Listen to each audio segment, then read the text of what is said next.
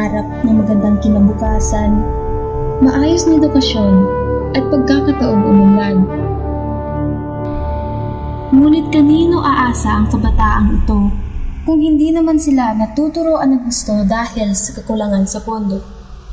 Sinalang kami agad na hindi namin alam kung anong gagawin.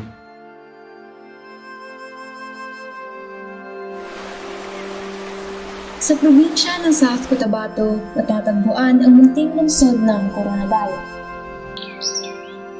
Ang lugar na ito ay sagana sa kultura, kasaysayan, at likas na yaman. Sa gitna ng lungsod na ito naroroon ang Coronadal National Comprehensive High School o KNCHS. Ang KNCHS ay isang pampublikong paaralan na bukas para sa lahat at may mahigit na 15,000 mag-aaral. Sa dami ng mga estudyanteng ito, ang paaralan ay nahaharap sa isang napakalaking suliranin. Ang kakulangan ng mga silid-aralan. Dahil dito, napilitan ng paaralan na gumawa ng alternatibong schedule o shifting kung saan maghahati sa isang silid-aralan ang dalawang klase sa isang araw. Isa sa umaga at isa naman sa hapon. Madali mang sabihin, ngunit ito ay may kasamang matinding paghihirap para sa mga estudyante at maging sa mga guro. Dito natin nakapanayam si Sir Sean, matagal nang tagapagturo sa KNCHS.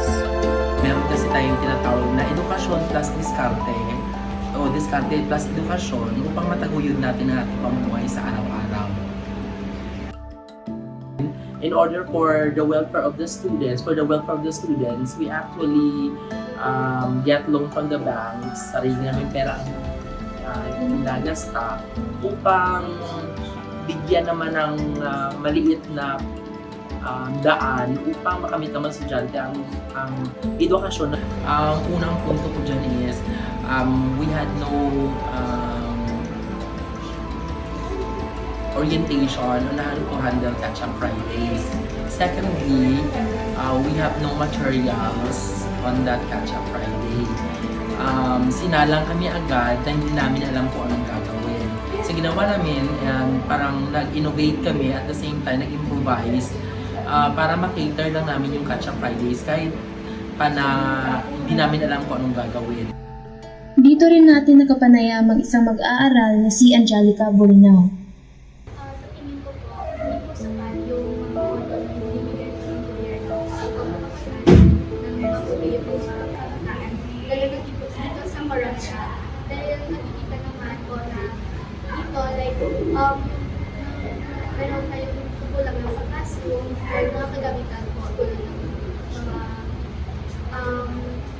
yung pumatableng silid-aralan upang makapag-aral mo ng maayos. Habang may hindi sang-ayon sa pagtataguyod ng Catch-up Fridays, may iilan namang naniniwala na maganda ang dulot nito katulad na lamang ni Novin Su. Makakatulong ang Catch-up Fridays sa paraang mahuhubog nito or mas ma-enhance pa ang aking pagbabasa at pag-iintindi sa iba't ibang sitwasyon. At hindi lamang yon as mahuhubog din yung paraan ng pagsulat ko. Kasi isa rin akong journalist. So, mas marami pa akong matutunan sa pamamagitan ng Catch-up Fridays. Nakakatulong ang Catch-up Fridays kasi napapaunlad yung reading at saka lalong-lalo na ang comprehension ng mga bata. Marunong magbasa, nawawala yung comprehension kasi isa yun sa mga focus ng Catch-up Fridays. So, mayroon pa po bang isinasakripisyo para sa Catch-up Fridays? Oras. Kasi diba, kailangan mong paglaanan, pag-isipan. Kasi meron din kami lesson plan about Catch-up Fridays. Anong gagawin namin ngayong Friday? Kung nagawa na namin no last Friday, kailangan ganito man, activity na ibibigay sa mga bata.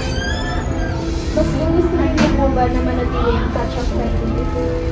Ako as reading cohort, lalo na sa mga lower years, grade 7, grade 8, kasi ito yung nangangailangan ng Catch-up Fridays, lalo na sa mga heterosexual. Ang mga guro na siyang haligi ng kaalaman ngayon nagiging biktima ng isang sistemang bulok. Ang init sa mga silid-aralan, ang kakulangan sa kagamitan, at ang napakababang pasahod ay patuloy na nagpapahirap sa kanila.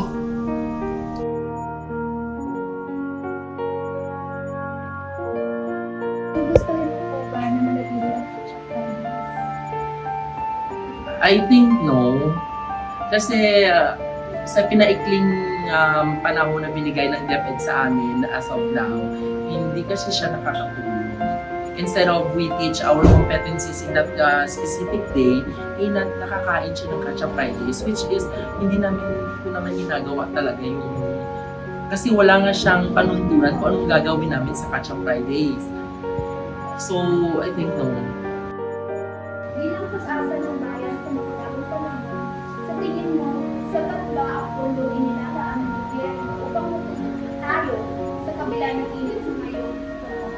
Kagaya na ng sinabi ni Sir Rizal, ang kabataan ng pag-asa ng bayan. So, isa na ako doon. So, sa ngayon siguro, hindi, based sa aking experience, hindi sapat ang ibinigay na pondo ng gobyerno. Dahil i-relate ko lang, noong RSPC, may epekto nun sa mga results ng mga contestants kasi bumaba ang porsyento. Dahil na lamang doon ay walang ginawang enhancement training. Through enhancement training kasi, malaking tulong yun upang mas mahubog pa at maihanda ang mga contestants sa paparating na competition. Kaya isang pagbaba means maapektuhan din yung performance ng government, right? Kasi sila rin yung nagbibigay ng pondo. So kung walang pondo, ano yung pagkukunan? At enhancement training talaga yung naging ko doon. Bakit wala? Isang question. Kasi malaking tulong yung enhancement training para malaking kasi pagbaba ng rank ng Coronadal City Division noong RSPC. Siguro isa yun sa mga naging dahilan. Isang malaking katanungan, saan nga ba napupunta ang pondo? Ito ba'y nagagamit ng wasto para sa kapakanan ng mga guro at mag-aaral? O ito'y nagiging pagkakakitaan ng iilan? Paano maghuhubog ang pag-asa ng bayan kung ang mismong tagapagturo nito ay lagmok sa kakulangan at salat sa karunungan?